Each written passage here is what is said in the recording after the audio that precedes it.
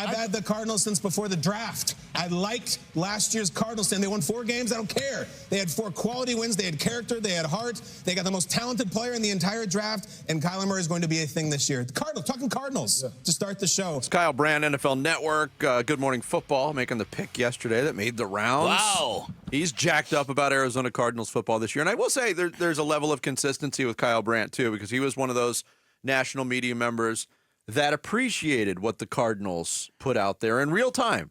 When they were a 4-win team last year, especially at the end of the year when Kyler Murray came back, he was kind of beating that drum for him, and it's continuing. To say, like, I've been on the Cardinals since before the draft, it was pretty much a foregone conclusion they were going to get Harrison. Yeah. It wasn't a 100% certainty, so I guess you could connect the dots there. But, look, Kyle Brandt, he's got his thoughts. He's convicted about it. He's pretty much on an island by himself when it comes to national media members. But now, what is Kyle Brandt famous for? Angry runs. Angry runs. And what are the Cardinals really good at? Angry runs. That's the other thing he's been consistent is he's recognized James Conner and his value to this team over the last 2 years. Oh, boy. What is Jared after Bean Night? I was going to say, angry runs. Angry runs. What Jarrett Carlin had when he stepped off of his food cruise. What were you going to say, Jared? Well, I was going to say that they weren't angry, let me say. They were appreciative. But desperate nonetheless. Desperate. Yeah. No, but on that, he's one of the few national media members have recognized how great James Conner has been, giving him the angry runs thing a couple times over the last few years and sort of recognizing his value. And it's really nice to hear in that explanation of why he thinks the Cardinals can do it, saying that he truly believes in Kyler Murray. Listen, if this is Biff McStiff writing from his basement about how he loves the Cardinals, you wouldn't pay any attention. But Kyle Brandt's at least a reputed voice, right? A trusted voice. True. So yesterday, you know it's football season when I start not paying attention to, but perusing power rankings, Bick. There you go again with that alliteration. Yeah. Perusing power rankings. All right, go ahead. Perusing power rankings. I got my... You're popping your peas, yeah. Hold on, let me take this off real quick. Perusing.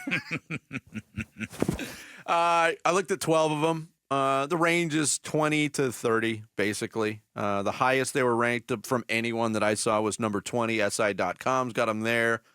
You got a lot of 25s, 27. Pro Football Talk, Mike Florio, hates the Arizona Cardinals, and he's not afraid to let you know about it in any way he can. He's got them at number 30. And he says his write-up is someone has to be number 30. If Kyler Murray returns to form, the Cardinals won't be that team for long. But they're ahead of only the Patriots and Panthers on that list. And why did Jonathan Gannon tamper with the... No, Can you believe that they spent time... They took time away from their draft preparation to go support their franchise quarterback. To go stand in front of a statue. I wonder what the reaction would have been if Kyler Murray was in Norman, Oklahoma by himself that day and nobody from the Cardinals showed up. The Cardinals can't support their $50 million They really don't believe in him. There's so many people that just treat this organization like they can do no right ever. Yeah, listen, and some of that, a lot of that is self-inflicted. Let's be honest here. Yes, but some of it is also absurd and ridiculous. But the inflicting parties are all gone. That is true. Yes, that is exactly right. But they didn't even their run to the Super Bowl with the Wiz and Hunt, they didn't get any respect. Now, people liked Kurt Warner always nationally.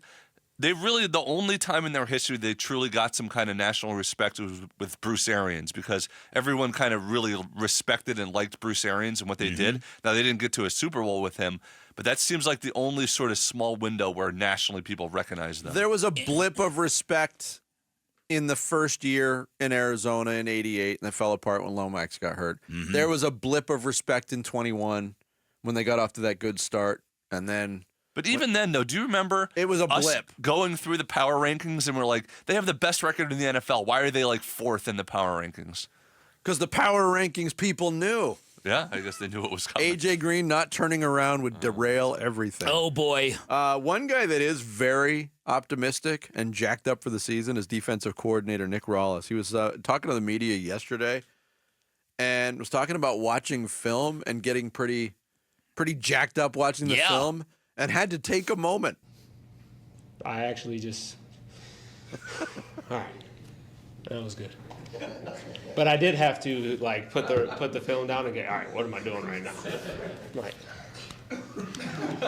that's not right, is it? I'm just sitting here, you know. That's like my kid, like he's in the pool and he like doesn't stop, like again. I'm like, dude, your heart's gonna explode. Like you don't need a break. Like that's kind of where I was, you know, like my kid in the pool. That's interesting, isn't it? I like that. Yes. I really do. Youthful exuberance, energy. Yeah. You need that on defense. That plays much better on defense than it does on offense. Yeah, I mean, I think as the week goes on, when we get to Thursday and Friday, we're going to have a lot more in terms of really detailed preview on what we expect from the Cardinals this year. You know, am I piggybacking on Kyle Brandt? And I heard Burns and Gambo talking about this yesterday. And that Homer Burns, he's got him winning 11 games. Just kidding, Dave. Love you. I look at this pretty much, and this might sound like a cop-out, I pretty much have a base number in mind for wins for the Cardinals. But it's the NFL. And to sit here and say this is the number on September 4th is foolish because you don't know what's going to happen from week to week. Who's available? Who's out for the year? You know, what problems derail teams? So I think there's a 2-game slide on either side of that. So I think 7 is my base number. Okay. I think the Cardinals are a base 7-win team. If things go terribly, that could turn into 5. If they catch a couple breaks, that could turn into 9, and then you're talking. Yeah. So it's a 6-game range. I get it. Well, actually a 4-game range.